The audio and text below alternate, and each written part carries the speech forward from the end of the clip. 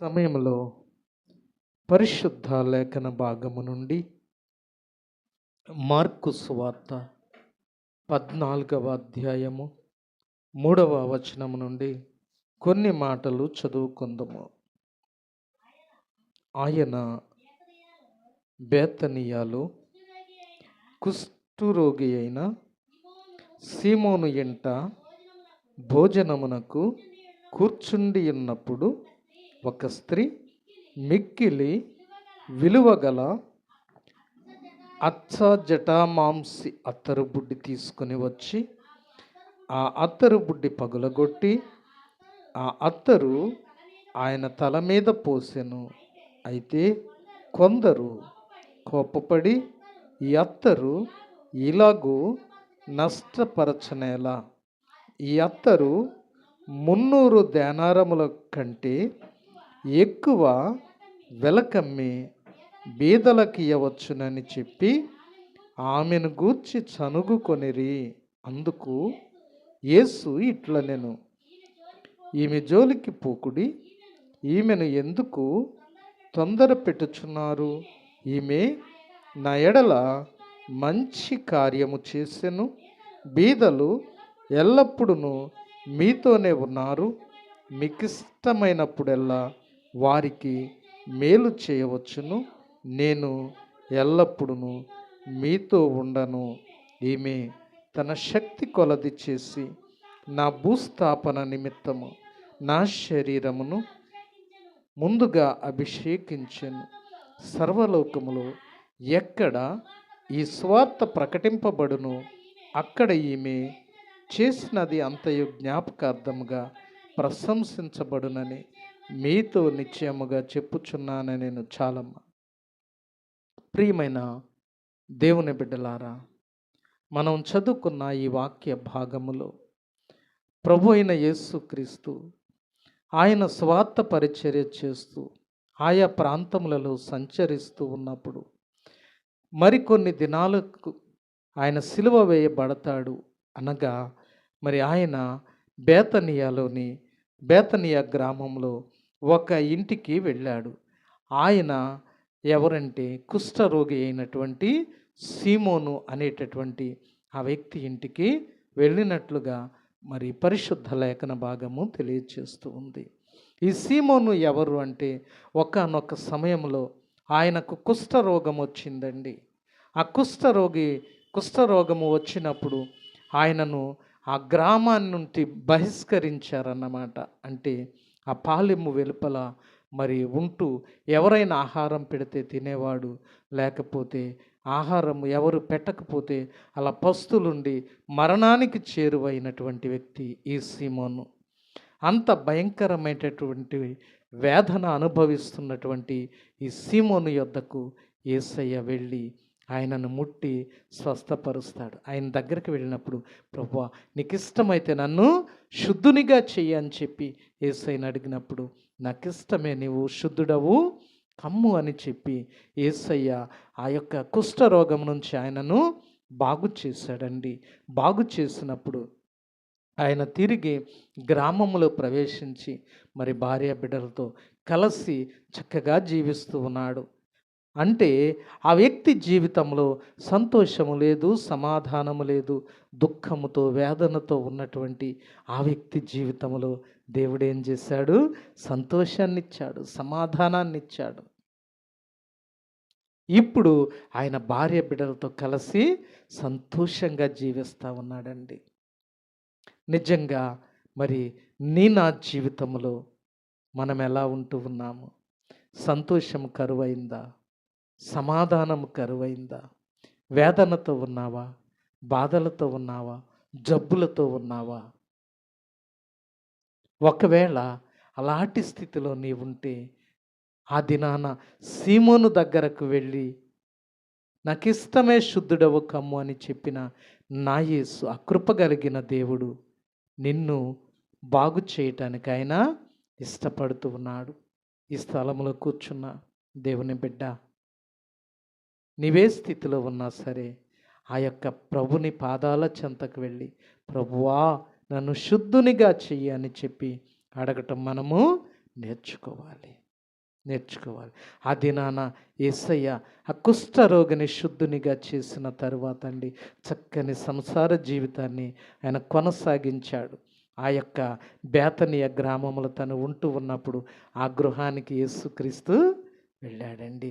వెళ్ళినప్పుడంట ఆయనకంట భోజనాన్ని సిద్ధపరచారంట వారు. యేసయ్యకి ఏం పెట్టారు? భోజనాన్ని పెట్టారు. భోజనాన్ని పెట్టినప్పుడండి ఆయన భోజనాన్ని తింటూ ఉన్నాడు. తింటూ ఉన్నప్పుడు మరి ఈ విషయాలన్నీ కూడా లూకా సువార్తలు క్లుప్తంగా చక్కగా వివరంగా వ్రాయబడి ఉంటాయన్నమాట. అయితే ఆయన భోజనాన్ని తింటూ ఉన్నప్పుడండి ఒక స్త్రీ వచ్చిందంట. ఏం పేరు ఆమె పేరు? ఆమె పేరు రాసిందా? ఒక స్త్రీ అని చెప్పి వ్రాసి ఉంది. చూడండి, ఆ ఒక స్త్రీ ఆమె మిక్కిలి విలువ గల అచ్చ జటామాంసి అత్తరు తీసుకొని వచ్చిందంట. ఎంత విలువది? ఎంత విలువ? చాలా విలువైనటువంటిది, చాలా విలువ కలిగింది. ఆమె ఆ అత్తరు అంటండి జటామాంసి అత్తరు అని చెప్పి వ్రాసి ఉంది. ఆ అత్తరండి ఒక సామాన్యులు రాసుకునేటటువంటిది కాదు. ఎంతో ధనవంతులు రాసుకునేటటువంటి ఆ యొక్క అత్తరును తీసుకొని వచ్చి ఏం చేసిందంట, ఆయన తల మీద ఏం చేసింది? ఆయన తల మీద పోసింది. పోసినప్పుడు అంటండి ఆయన శిష్యులు ఆమె మీద కోపపడుతూ ఉన్నారు. ఎందుకు నీవిలాగా చేశావు? దానిని అమ్మి బీదలకు ఇవ్వచ్చు కదా అని చెప్పి మరి వారు మాట్లాడుతూ ఉన్నప్పుడండి మరి యేసు ప్రభు అంటున్నాడు, చూడండి, మరి యేసు ప్రభు ఏమన్నారంటే, మీరు ఆమెను ఏమీ అనవద్దు, తన మీద కోపపడవద్దు. ఇంకేమన్నారు? చదవండి ఆ మాట అమ్మా.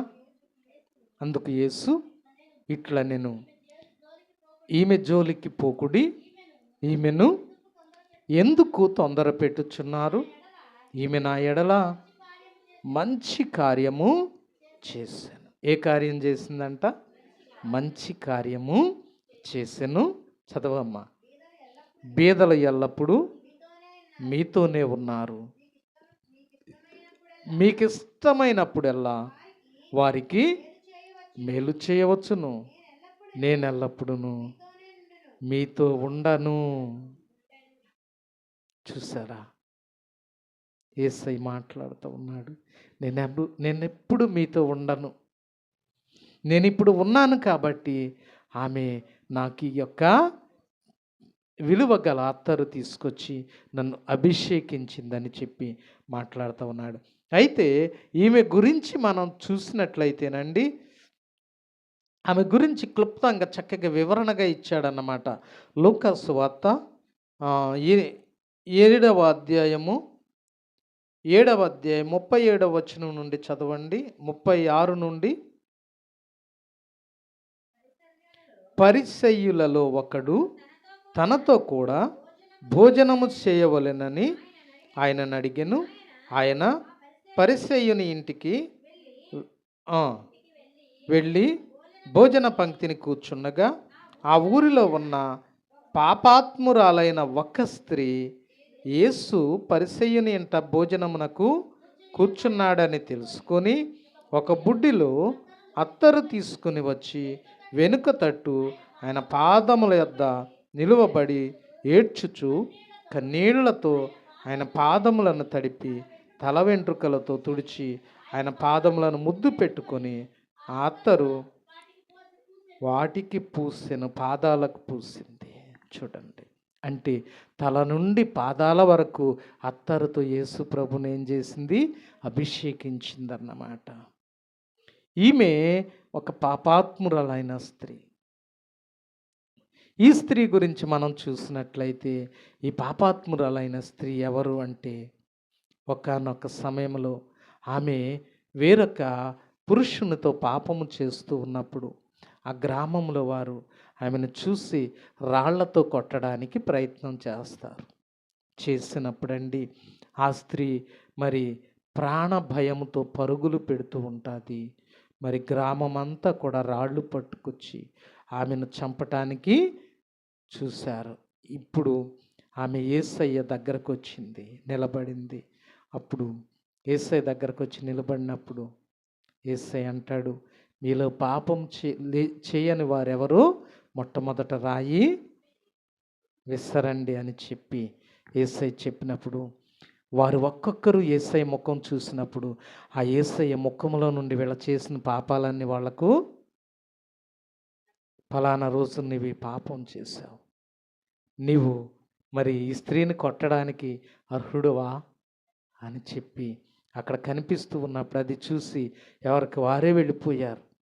ఎవరు కూడా ఆమెను కొట్టలేదు, ఎందుకంటే అందరూ పాపము చేసిన వారే. అప్పుడు అందరు వెళ్ళిపోయిన తర్వాత ఆ స్త్రీ యేసయ్య దగ్గరకు వచ్చి యేసయ్య ముందు నిలబట్టకు కూడా ధైర్యం లేని విధంగా ఆ స్త్రీ ఉంది. ప్రభువా,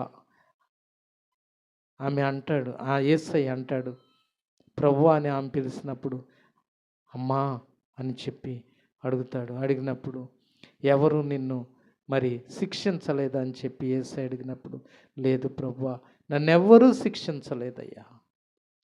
అప్పుడు యేసయ్య అంటాడు, అమ్మా నేను కూడా నీకు శిక్ష వేయను, ఇక నుండి పాపము చేయకు, ఇక నుండి పాపం చేయకు అని చెప్పి యేసయ్య ఆమె పాపాలను క్షమించినప్పుడు అండి ఆమె సమాధానంతో వెళ్ళిపోయింది. వెళ్ళిపోయిన తర్వాత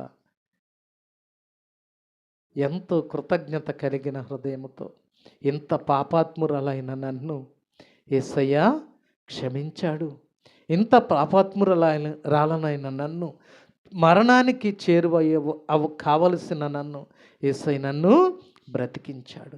ఈ యేసయ్య నా జీవితంలోకి రాకపోతే నేను ఎప్పుడో చనిపోదును, అది నా నరాళ్లతో కొట్టబడి చనిపోదును. కానీ అలాంటి నన్ను, మరణానికి చేరువైన నన్ను నా యేసయ్య బ్రతికించాడు, చనిపోవలసిన నన్ను బ్రతికించాడు, ఎంతో ఘోర పాపినైన నన్ను క్షమించాడు అని చెప్పి ఎంతో కృతజ్ఞత కలిగిన హృదయంతో ఆమె ఏం చేసింది, జటామాంసి అత్తరు తీసుకొని వచ్చి ఆయన పాదాలకు పూసిందంటండి. మరి అక్కడ దాన్ని వెల ఎంత అనేది కూడా చక్కగా రాసించారన్నమాట. చూడండి, అక్కడ ఒకటే అంకేసి కింద పుట్నోట్లో మరి రాసి ఉంటుంది. ఒకసారి చదవండి, అది క్రింది భాగంలో 160 రూపాయలు కావచ్చు అని చెప్పి. 160 రూపాయలు అంటే ఇప్పుడు మన ఈ 160 రూపాయల? యేసు ప్రభు మరి పుట్టి ఎన్ని వేల సంవత్సరాలు? 2024 సంవత్సరాలు. 2024 సంవత్సరాల క్రితం 160 రూపాయలంటే మాటలా? సుమారుగా 1,60,000 రూపాయల విలువ అనుకోవచ్చు, ఇంకా ఎక్కువే అనుకోవచ్చు. అప్పట్లో అంత ఖరీదైన అత్తరు తెచ్చి మరి ఆయన పాదాలకు పూసిందంటండి. పూసినప్పుడు యేసు ప్రభు మరి ఆమె మీద కోపగించుకోవద్దు, శిష్యులైతే కోపపడతా ఉన్నారు, ఎంత విలువైంది పాడు చేస్తావా, ఇది అమ్మితే పేదలకు చాలామంది బ్రతుకుతారు ఈ డబ్బుతో అని చెప్పి అంటారు. కానీ యేసయ్య అంటాడు, పేదలు ఎప్పుడు మీతోనే ఉన్నారు, బేదలు ఎప్పుడు మీతోనే ఉన్నారు, కానీ నేను ఎప్పుడు మీతో ఉండను అని చెప్పి మాట్లాడాడండి. చూడండి, ఈ వాక్యాన్ని మనం చక్కగా మరి ధ్యానించినట్లయితే, అర్థం చేసుకున్నట్లయితేనండి, ఏంటన్నమాట, బేదలు ఇప్పుడు మీతో కూడా ఉంటారు అని చెప్పి మాట్లాడాడన్నమాట. మరి యేసయ్య ఎప్పుడు మీతో ఉండేవాడు కాదు. మరి ఆ దినాన యేసు ప్రభు ఈ సత్కార్యం చేసింది, ఈ దినాన మరి మీతో మరి మీ కొరకు ప్రార్థన చేసేది ఎవరు? ఆ దినాన యేసు ప్రభు ప్రార్థన చేశాడు. ఈ దినాన మీ కొరకు ప్రార్థన చేసేది ఎవరు? దేవుని సేవకుడు. ఆ దినాన యేసు ప్రభు ప్రార్థన చేస్తే రోగాలు పోయినాయి, దయ్యాలు పోయినాయి, అమ్మా సమాధానం వచ్చింది, చనిపోయిన వారు బ్రతికారు. ఈ దినాన దేవుని సేవకుడు ప్రార్థన చేస్తే దేవుని కార్యాలు జరుగుతాయి. ఆ దినాన యేసు ప్రభు వాక్యం చెప్పాడు, ఈ దినాన దేవుని సేవకుడు వాక్యం చెప్పాలి అంటాడు యేసు ప్రభు. మిమ్మును చేర్చుకునివాడు నన్ను చేర్చుకొనును. యేసయ్య 12 మంది శిష్యులను పంపిస్తూ, మీరు ఏ ఇంటికి వెళ్తారో ఆ ఇంట్లో ఎవరైతే మిమ్మల్ని చేర్చుకుంటారో నన్ను చేర్చుకున్నట్టే అని చెప్పి మాట్లాడతాడన్నమాట. మరి మనం చదువుకున్నాం కదా, సీమోను ఇంట భోజనానికి వెళ్ళాడంట. అక్కడ లూకా సువార్తలో పరిసయ్యుని ఇంట అని చెప్పి రాసి ఉంది. ఎందుకు వెళ్ళాడు ఆయన? ఆ రోజు భోజనానికి వెళ్ళాడు. ఆ సీమోను ఎవరని మనం చూసాము? కుష్టు వ్యాధితో బాధపడేవారు సీమోను. మరి యేసయ్య వెళ్ళి ప్రార్థన చేస్తే స్వస్థత వచ్చింది. ఆ వ్యక్తికి స్వస్థత వచ్చిన తర్వాత సంతోషంగా ఆయన భార్య బిడ్డలతో జీవిస్తూ ఉన్నాడు. ఈ దినాల్లో మరి ఆ యేసు ప్రభు స్థానంలో దేవుని సేవకుడిని పెట్టాడు మీ ముందు. అందుకే మిమ్మల్ని చేర్చుకున్నవాడు నన్ను చేర్చుకున్నట్లని యేసయ్య చెప్పాడు అన్నమాట. మరి ఈ దినాన మరి యేసు ప్రభు స్థానంలో సేవకుడు మీకు ఉన్నాడన్నమాట. మరి సేవకుడు ఎన్నోసార్లు మరి మీ కొరకు ప్రార్థన చేసేది ఎవరు? సంఘంలో దేవుని సేవకుడే. మీకే సమస్య వచ్చినా, అయ్యా మా ఇంట్లో ఈ బాధ ఉందయ్యా, నా కుటుంబంలో ఈ బాధ ఉందయ్యా, నా ఒంట్లో ఈ రోగం ఉందయ్యా అని చెప్పినప్పుడు మీ కొరకు మేము ప్రార్థన చేసేవారంగా ఉన్నాము. ప్రార్థన చేయటమే కాదు, ఉపవాసాలుండి కన్నీరు కార్చి ప్రార్థన చేస్తాము. ఎందుకనంటే మీరు మంచి స్థితిలో ఉంటే సంఘము దీవించబడుతుంది. మరి సంఘంలో అనేక మంది చేర్చబడతారు, మేము కూడా సంతోషంగా ఉండగలుగుతాం. కనుక మీ కొరకు అనుదినము మేము కన్నీళ్లతో ప్రార్థన చేస్తాం దేవుని సన్నిధిలో. అయితే దేవుని సన్నిధిలో ఎన్నో మేలులు మీరు పొందుకుంటా ఉన్నారు. ఎన్నో మేలులు, ఎన్నో సమస్యల నుండి, వ్యాధుల నుండి, బాధల నుండి విడుదల పొందుతూ ఉన్నారు. మరి విడుదల పొందుతున్న మీరు ఎలా ఉండాలంట? దేవుని చేర్చుకునే వారిగా ఉండాలి. దేవుని చేర్చుకునే వారిగా ఉండాలి. దేవుడిని చేర్చుకోవటం అంటే ఎప్పుడైతే సేవకుడు మన ఇంటికి వస్తాడో అప్పుడు మనం దేవుని చేర్చుకున్నట్లు. ఆ సీమోనండి స్వస్థత పొందిన తర్వాత ఆ యేసయ్యను తన ఇంటికి పిలుచుకొని ఏమి ఏర్పాటు చేశాడంట? భోజనం. మరి ఎంతమంది మరి మీ గృహాల్లో దేవుని సేవకునికి భోజనం ఏర్పాటు చేయడానికి ఇష్టపడతా ఉన్నారు? మరి దేవుని సేవకుడు వస్తే మీ ఇంటికి దేవుడు వచ్చినట్లు. అక్కడ దేవుని సేవకుడు యేసు ప్రభుని పిలిచి భోజనం ఏర్పాటు చేసినప్పుడండి, ఆయన భోజనం చేస్తూ ఉండగా ఈ స్త్రీ వచ్చింది. మరి భోజనం చేస్తూ ఉండగా అత్తరు ఎలా వేసింది యేసయ్య మీద? యేసయ్య చూశాడా? అమ్మా, యేసయ్య చూశాడా? యేసయ్య భోజనము పంక్తిలో కూర్చున్నాడు, భోజనం చేస్తూ ఉన్నాడు. యూదులండి వెనక్కి కాళ్ళు పెట్టుకొని కింద కిందే కూర్చుంటారు. వాళ్ళ సాంప్రదాయం అది. భోజనానికి ముందు వాళ్ళు చక్కగా కాళ్ళు చేతులు కడుగుకొని తల మీద నీళ్లు చల్లుకొని శుద్ధీకరించబడిన తరువాత వాళ్ళు టవల్తో మరి కాళ్ళు చేతులు ముఖం తుడుచుకొని కూర్చుంటారు. కాళ్ళు వెనక్కి ఇలా పెట్టుకొని కూర్చొని భోజనం చేస్తారు.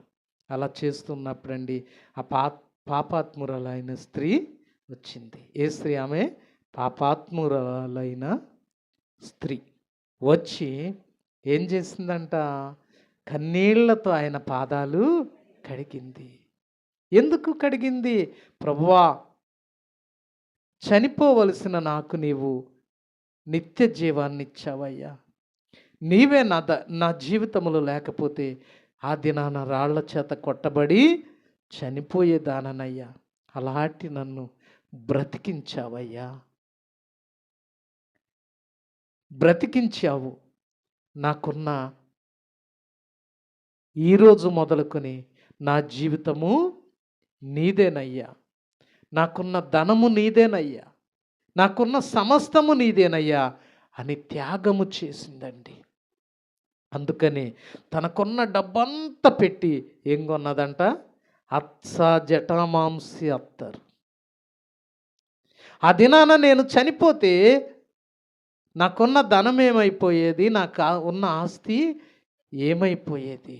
ఇదేది నన్ను కాపాడలేదు ప్రభువా, నీవు మాత్రమే నన్ను బ్రతికించావు, నీవు మాత్రమే నాకు నిత్య జీవం ఇచ్చావయ్యా.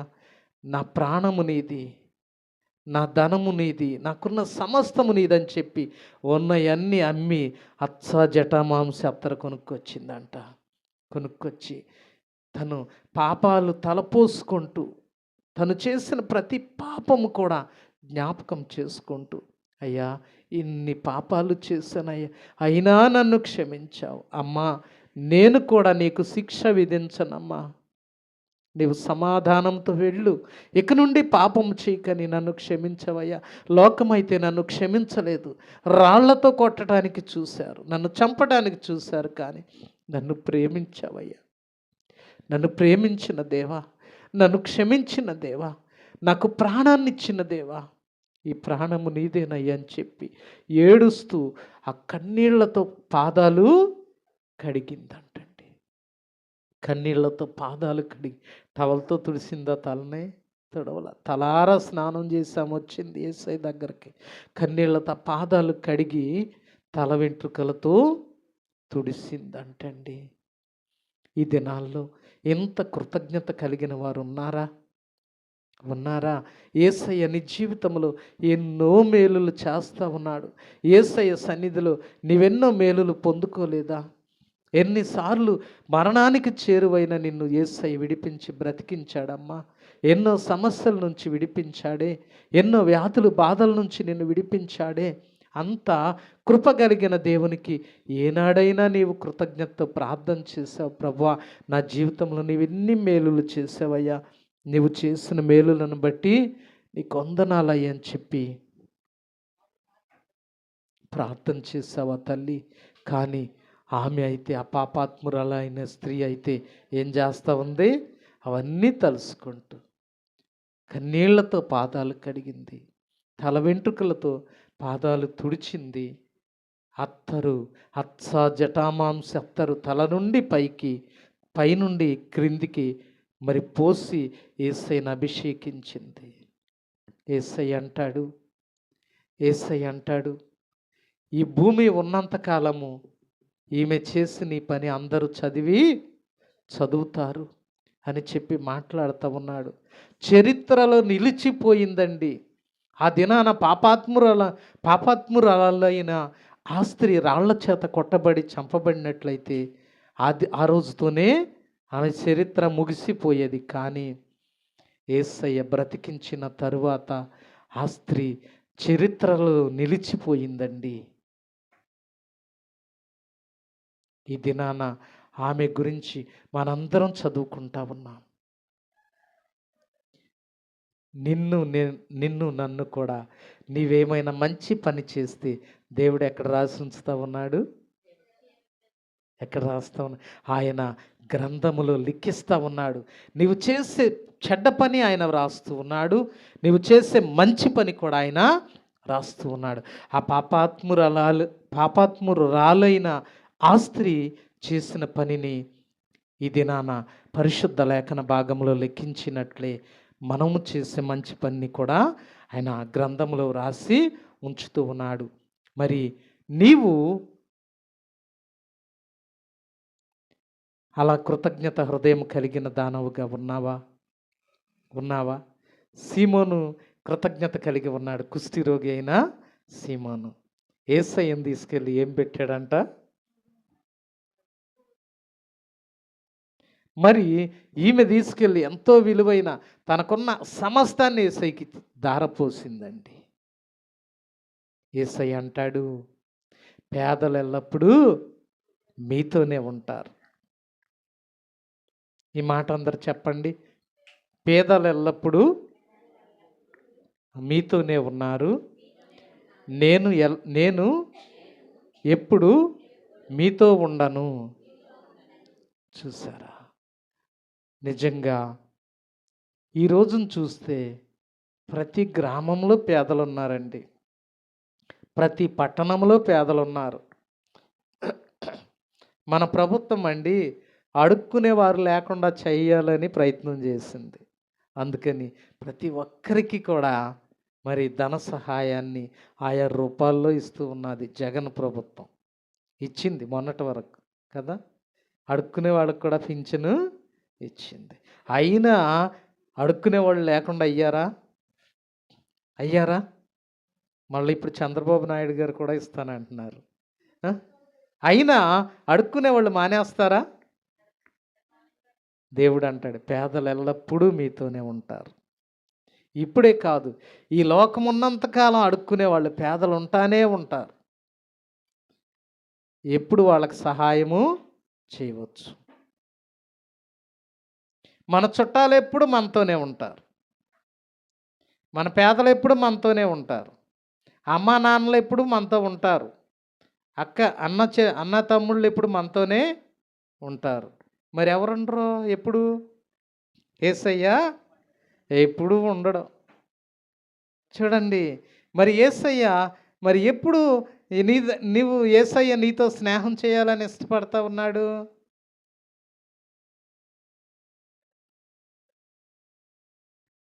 ఆ, 6 దినాలు కష్టపడండి, 7వ దినాన ఒక్కరోజు నీతో సహవాసం చేయాలని ఆయన ఇష్టపడతా ఉన్నాడు. ఆ ఒక్కరోజు ఆయనతో సహవాసం చేయడానికి నీవు ఇష్టపడతా ఉన్నావా? ఆయన అంటాడు, పేదలు ఎప్పుడూ నీతోనే ఉంటారు. అమ్మా, నీ అన్నదమ్ములు నీతోనే ఉంటారు ఎప్పుడు. నీ అక్క చెల్లెలు నీతోనే ఉంటారు ఎప్పుడు. నీ తల్లిదండ్రులు నీతోనే ఉంటారు ఎప్పుడు. కానీ నేను ఎప్పుడు ఆ ఆదివారం కూడా నా మందిరానికి రావా? అమ్మా, ఎందుకమ్మా ఈరోజు మందిరానికి రావటం మానేసావంటే, అయ్యగారు మా అక్క ఊరి నుంచి వచ్చిందండి, మా అక్క ఊరి నుంచి వచ్చిందండి. మీ అక్క ఊరి నుంచి వచ్చింది నిజమే, కానీ మీ అక్కను తీసుకుని నువ్వు మందిరానికి రావచ్చు కదా. ఆ తరువాత అక్క నువ్వు ప్రార్థన అయిపోయిన తర్వాత అక్క నువ్వు మరి చక్కగా సంతోషంగా గడపచ్చు కదా. మా అన్నయ్య ఊరి నుంచి వచ్చాడండి, మా అమ్మ నాన్న ఊరి నుంచి వచ్చారండి. యేసయ్య అంటున్నాడు నీతో, ఏమంటున్నాడు తెలుసా? అమ్మా నాన్న ఎప్పుడు నీతోనే ఉంటారు. పేదలే కాదు, పేదలు ఎలా నీతో ఉంటున్నారో అలాగే నీ అమ్మ నాన్న నీతో ఉంటారు. వాళ్ళు చనిపోయే వరకు నీతోనే ఉంటారు. ఒకవేళ ఆ వెంటనే వెళ్ళిపోయినా సరే ఫోన్ చేసి కూడా మనము మాట్లాడుకోవచ్చు. కానీ యేసయ్య ఈ దినాన నీవు రాలేదనుకో దేవుని సన్నిధికి, యేసయ్య వాక్యం నీవు వినలేదనుకో, రేపు ఈ వాక్యం నీకు వినిపిస్తుందా? ఇన్ని సంవత్సరాల్లో ఈ వాక్యాన్ని ఎప్పుడైనా నేను చెప్పానా? విన్నారా? కానీ ఈ దినాన యేసయ్య నీతో మాట్లాడుతూ ఉన్నాడు. నీవు ఈ దినాన ఈ వాక్యాన్ని పోగొట్టుకుంటే వచ్చే వారం నీతో ఇదే వాక్యం మాట్లాడతాడా దేవుడు? కానీ ఈ వారం ఈరోజు మీ అక్క నీవు ఇంటికి వచ్చింది అనుకో, నీవు లేవనుకో, మళ్ళీ ఇంకోసారి వచ్చినప్పుడు నీతో మాట్లాడద్దు, వేరే రోజు వస్తే. కానీ ఇదే వాక్యం నీకు వినిపిస్తుందా? అంటాడు యేసయ్య, పేదలు ఎప్పుడు నీతో ఉంటారు, నీకున్న బంధువులు ఎప్పుడు నీతోనే ఉంటారు, కానీ నేను నీతో ఉంటానా? ఎప్పుడు నీతో ఉంటానా? 6 దినాలు నీ పనులకు నీ వెళ్ళిపోతా ఉన్నావమ్మా, ఆ ఒక్కరోజు నాతో గడపలేవా? ఆ ఒక్కరోజు నాతో నా సన్నిధిలో నీవు గడపలేవా? నా సన్నిధిలో నీవు పరిశుద్ధపరచబడలేవా? నా సన్నిధిలో నీవు ప్రార్థించలేవా? నా సన్నిధిలో నీ యొక్క సమస్యలు చెప్పుకోలేవా అని చెప్పి ఈ దినాన యేసయ్య నీతో మాట్లాడుతూ ఉన్నాడు. ఆ దినాన ఆ యొక్క శిష్యులతో మాట్లాడిన దేవుడు ఈ దినాన ఎవరితో మాట్లాడుతున్నాడు? నీతో మాట్లాడుతూ ఉన్నాడు. నీ బంధువులు ఎప్పుడు నీతో ఉంటారు, కానీ నేను మరలా 6 దినాల తర్వాత మరలా 7వ దినాన ఈ వాక్యము నీతో మాట్లాడుతుంది. దేవుని వాక్యం ఏంటి? ఆది యందు వాక్యం ఉండెను, వాక్యము దేవుని యొద్ద ఉండెను, ఆ వాక్యమే దేవుడు. చూసారా, ఈ వాక్యమే, ఈ దేవుడయ్యున్న వాక్యము ప్రతి ఆదివారం నీతో మాట్లాడటానికి దేవుడు కాసుకొని ఉంటా ఉన్నాడు. అదే రోజున నీవు పనులు పెట్టుకుంటా ఉన్నావా? అదే రోజున నీవు బూజులు దులుపుతా ఉన్నావా? అదే రోజున బట్టలు ఉతుకుతా ఉన్నావా? అదే రోజుని చుట్టాలు వచ్చారని మానేస్తా ఉన్నావా? నీతోనే మాట్లాడుతూ ఉన్నాడు దేవుడు. నీ వారు ఎప్పుడు నీతోనే ఉంటారమ్మా, కానీ నేను ఎప్పుడు నీతో ఉండను. ఆ ఆదివారమే నీవు వినగలుగుతావు, ఆ ఆదివారమే నా సన్నిధిలో గడపగలుగుతావు. మిగిలిన 6 దినాలు కష్టపడటానికి నీవు వెళ్ళిపోతావు. ఒకరితో మాట్లాడాడు దేవుడు ఆ రోజున శిష్యులతోనే. అమ్మా, మనందరితో మాట్లాడుతూ ఉన్నాడు. యేసయ్యతో గడపడానికి నీవు ఇష్టపడతా ఉన్నావా? యేసయ్యతో గడిపితే మేలు పొందుతావు. ఆ కుష్ఠరోగైన సీమోను యేసయ్యదే, ప్రభువా నన్ను శుద్ధీకరించు అని అడిగాడు. యేసయ్య ఏం చేశాడు? శుద్ధీకరించాడు. తన భార్య బిడ్డలతో కలిసి సంతోషంగా జీవించే భాగ్యాన్ని ఇచ్చాడండి.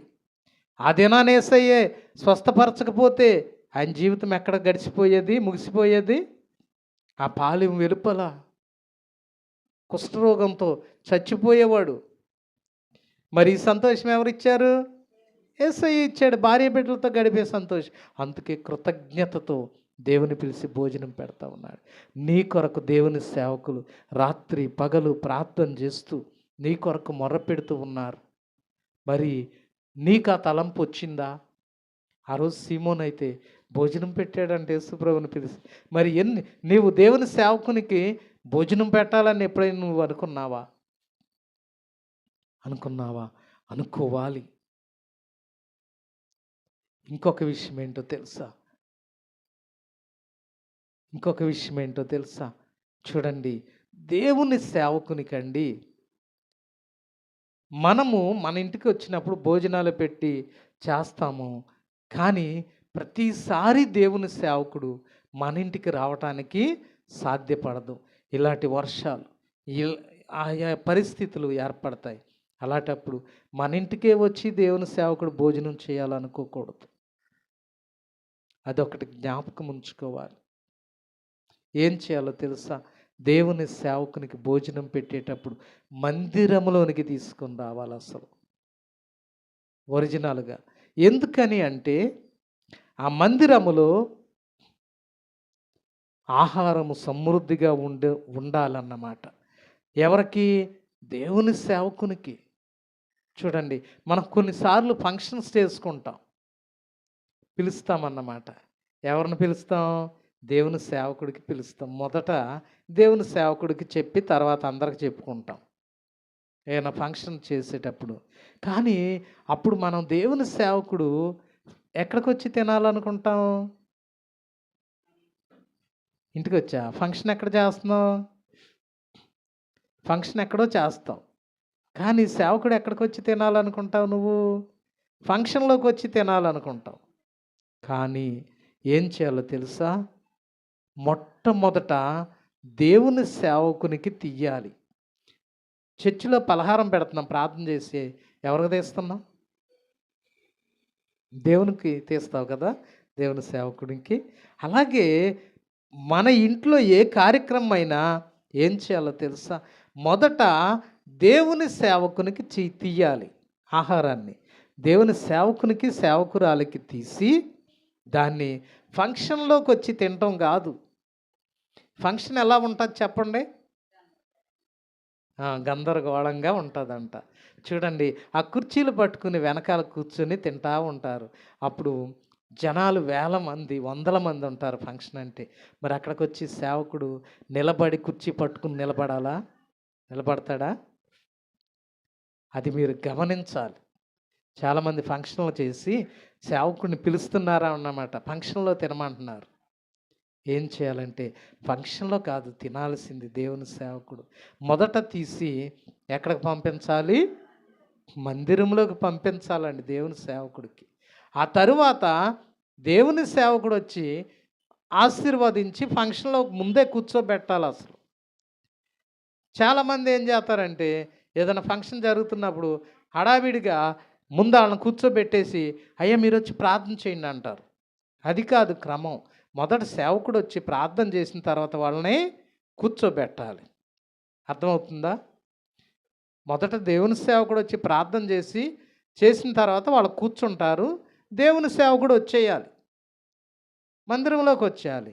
దేవుని సేవకునికి ఏదన్నా పెట్టాలన్నప్పుడు మందిరంలోకి పంపించాలి. అంతేగాని అక్కడ 100 మందిలో ఆ 100 మంది అయ్యేదాకా కుర్చీలు అట్టుకుని కూర్చుని తినమంటాం కాదు.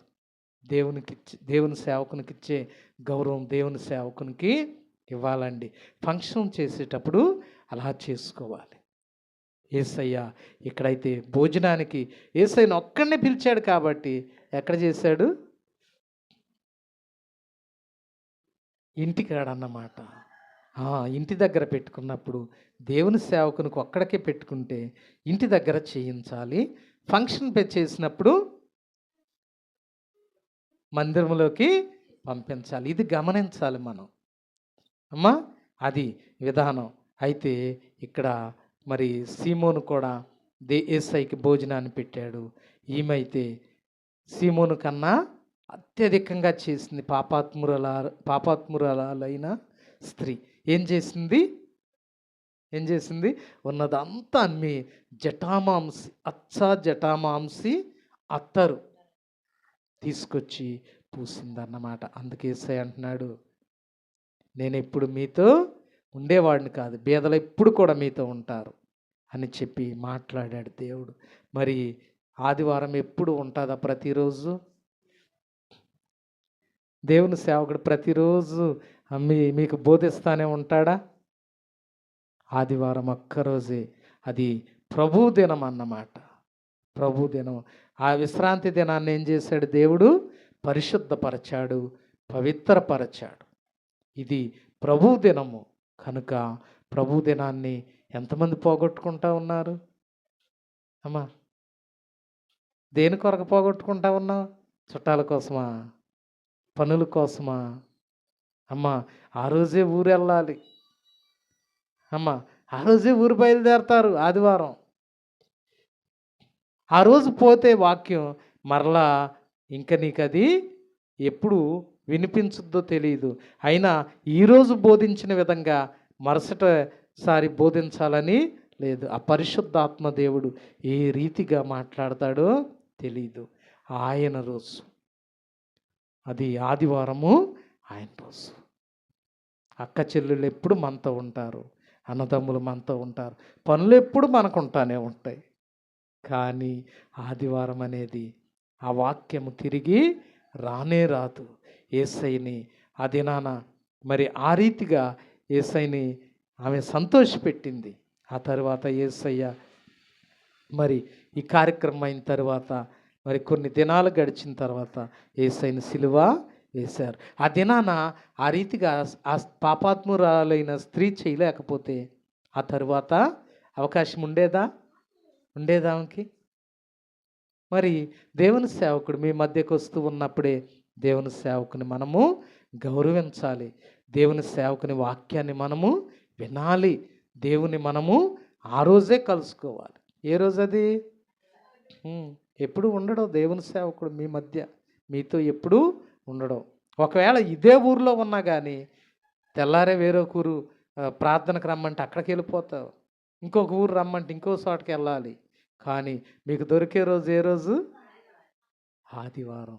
మీరు ఏది చెయ్యాలన్న దేవుని సేవకునికి ఆ రోజే చేసుకోవాలి. ఆ రోజే. దేవుడు ఎప్పుడు కూడా మీతో ఉండడని చెప్పి యేసయ్య మాట్లాడుతూ ఉన్నాడు.